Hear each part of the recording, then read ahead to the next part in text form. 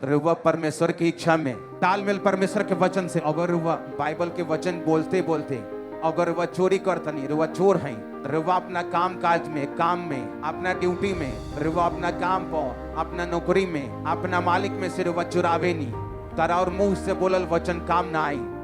काहे कि रुआ के परमेश्वर के वचन के साथ है तालमेल रखे के पड़ी कि अगर वह चाहता नहीं कि और बोलल गए वचन एगो फल के उगावे और वो खराब ना हो।